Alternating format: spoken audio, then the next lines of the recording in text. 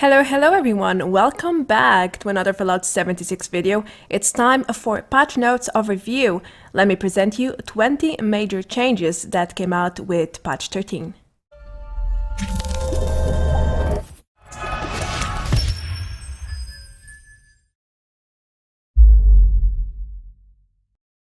Hey guys and girls too.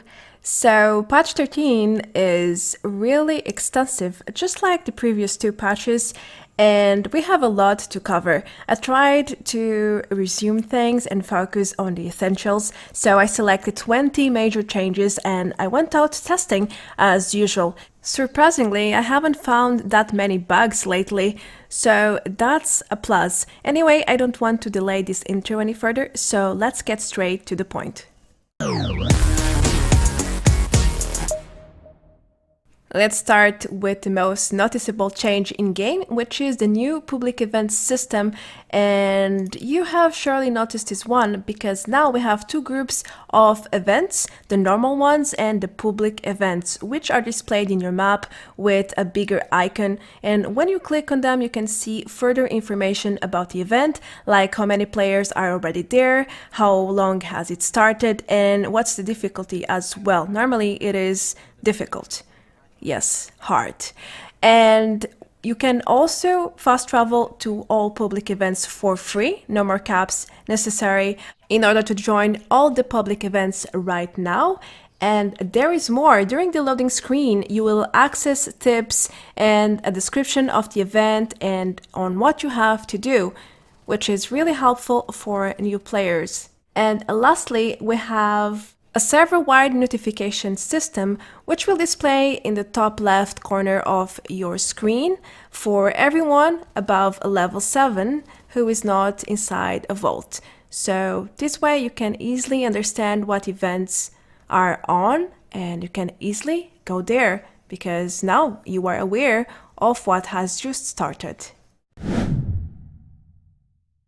The public event system is far more extensive than you might think, and there are lots of new features besides the free fast travel that I already mentioned in the previous point.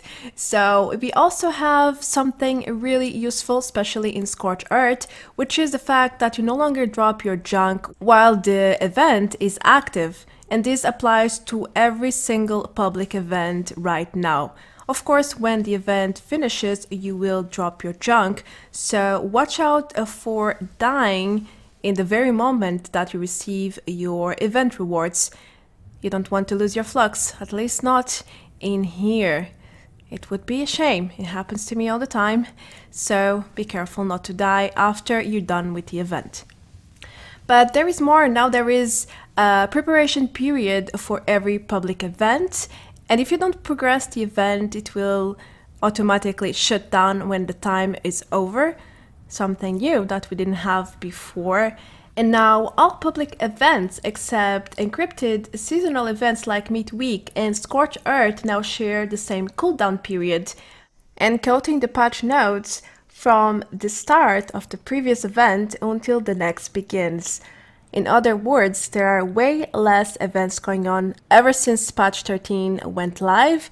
For example, I haven't seen one violent night or a guided meditation event once for a week.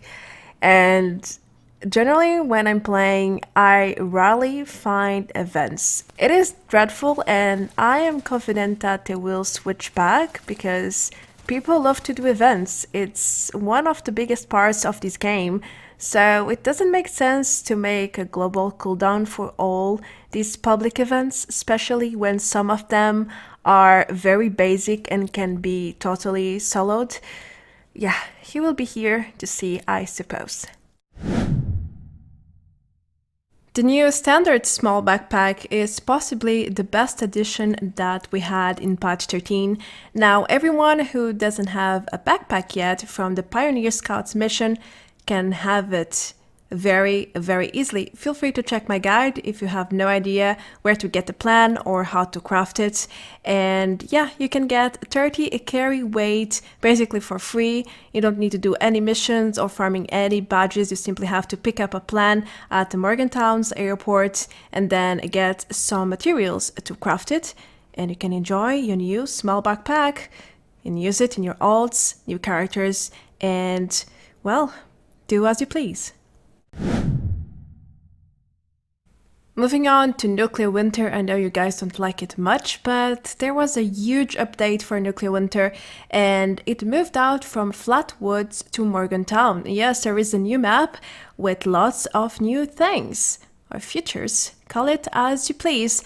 So for starters, there are new NPC enemies like bloodflies, rat scorpions, and assaultrons. They are all very strong apart from bloodflies.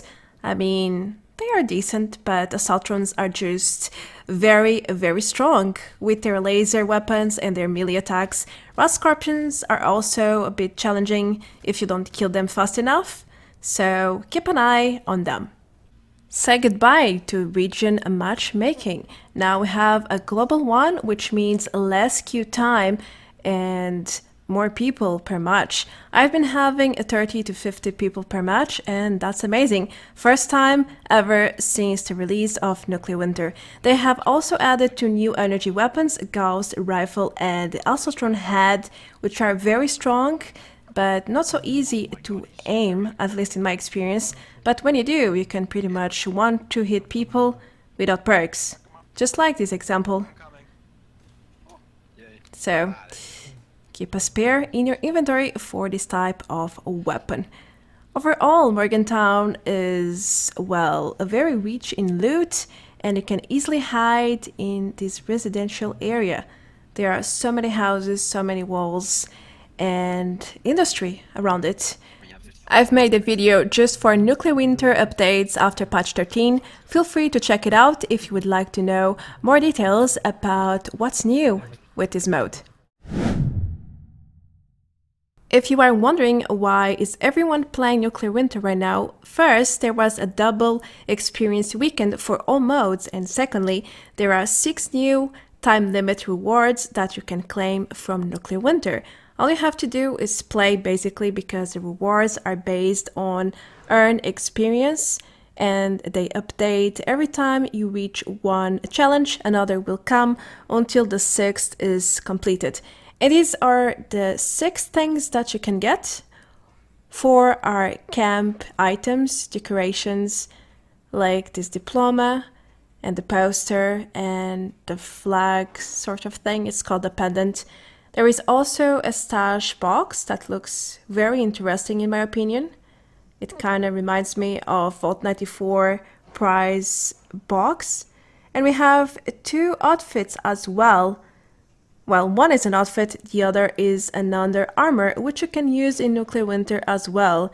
So feel free to wear it in Adventure, in Survival, or in Nuclear Winter. Just make sure to claim all these prizes. They are time limited. We don't know when they will be disabled, so hurry up. Another major change is the new melee weapons that can be legendary from the Purveyor. If you have learned the Ship Squatch plans from free range, as well as the Fixer from the encrypted event, or the Bear Arm from Project Paradise at Arcos Farmer, then know that when you roll melee weapons 1 star to 3 stars, doesn't matter, at the Purveyor, you have a high chance to get these same weapons as legendaries. Now, isn't that beautiful? Especially because they have some sweet damage. I got this anti-armor Ship Squatch staff and I've been using it. It's pretty good. I can one-hit everything. So I can totally see that bloodied weapons, melee ones, from these plans will be the next meta for melee builds, of course. Vault Raid rewards. We had a big and small change at the same time.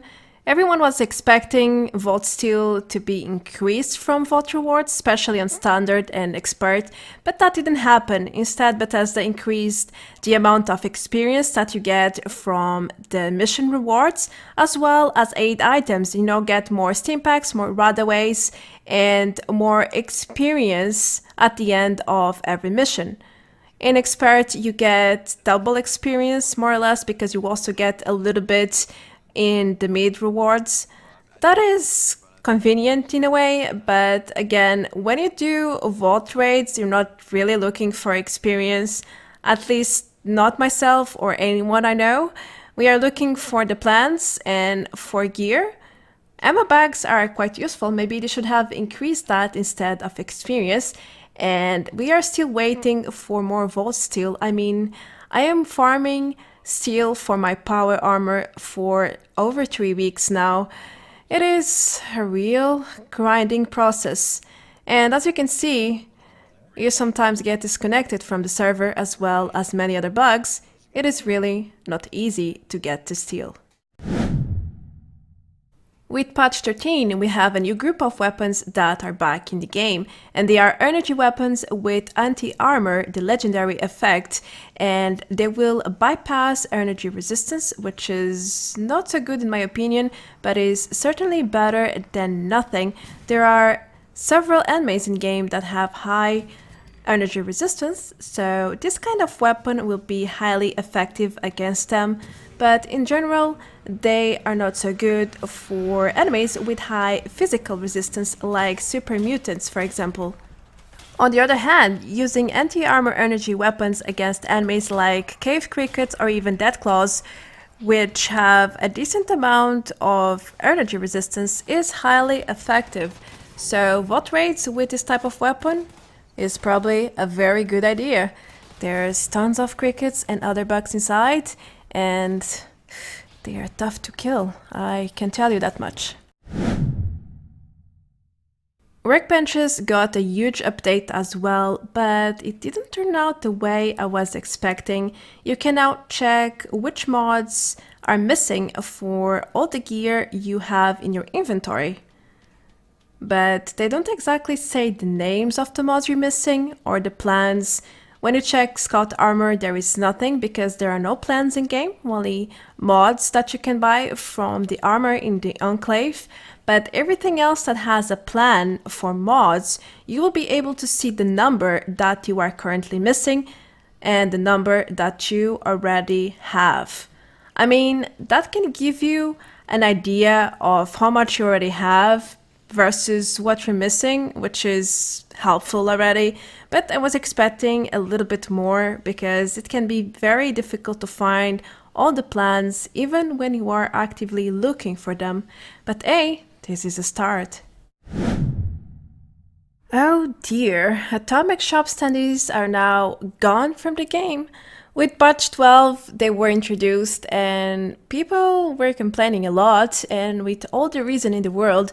I mean, that was just shameless promotion, and we can access Atomic Shop from the main menu. We don't need any machines or standees to remind us that there is an Atomic Shop. I think every Fallout 76 player is well aware of the Atomic Shop existence, so I am actually glad they removed it and now the train stations are free from them. Something really interesting that I found in the patch notes is that you can now learn a HAZMAT suit plan. You can head to the Responders vendor here at the Charleston station or at White Spring, and he will have the plan for you. Right at the bottom, at least for me. I bought it, I learned it. It was quite exciting to see if it would be a new HAZMAT suit or one of the existing in-game. But when I went to my armor bench, I couldn't find it anywhere. And I looked several times, I even asked people around, and nobody really knows where to find it. It seems like it's bugged, and they introduced the plan, but they forgot to add it to the armor workbench. Honestly, this doesn't surprise me because when they introduced the Scott armor mods, most people couldn't attach them to their armor pieces, so this is another case of something that will most likely be fixed in the upcoming patch. Two major updates were done to crops in camps. One of them is that now you can sink the crops into the terrain even if it is uneven. I have done to my entire crops around my camp because the terrain is quite uneven, as you can see.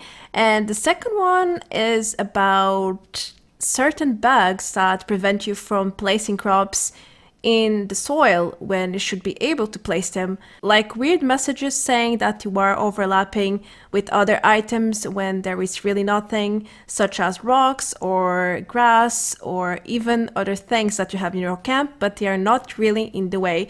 So now both things seem to be fixed. Locks and wires also got updated in your camp, and now you can freely wire your camp without having to jump. That bug is totally fixed, at least on my end. I have tested it several times and nothing happened besides what's supposed to: wiring the connectors and not jumping in the process. It works perfectly fine now, and that's a plus. Thumbs up to Bethesda for doing that. On the other hand, when it comes to locks, placing a lock would get you stuck sometimes, and it kinda still does, except now you're stuck in blueprints, and before you were stuck in the lock interface. It's still not fixed. It's one step further. Maybe next patch it will be completely fixed. Who knows? Oh boy, Scout Armor mods were worked and reworked and patched, updated. It's difficult to keep track of things, but right now Bethesda has added a little bit more information about each mod being sold here at the armory in the Enclave. This is very helpful, especially because when you have one single Scout Armor piece and you want to buy some mods, you can now check which mods you can buy. I mean, before there was nothing indicating to which armor pieces you could attach these mods. Now you do. So just read, spend some time here, and make sure to get the right mods for the armor pieces that you have. In this case, I had an arm piece. I bought one deep pocket and then one defense mod, applied both, and it worked perfectly. So that's another great job from Bethesda. A major revolution happened in the Atomic Shop with patch 13. We now have a new functional scavenger robot and a fridge that actually works.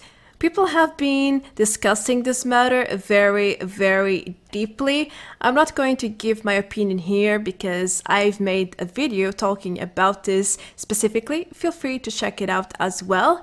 But basically this robot will scavenge junk or scrap up to 10 items in about an hour, and the fridge ensures that your food spoils 50% faster, and you can add up to 15 items in your storage that can be directly in the fridge or refrigerator. And that's about it.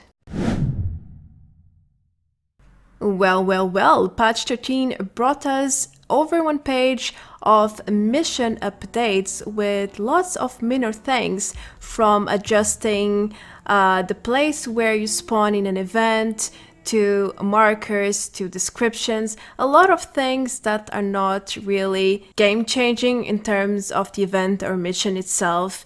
It's just about very small details that they are trying to polish, I suppose.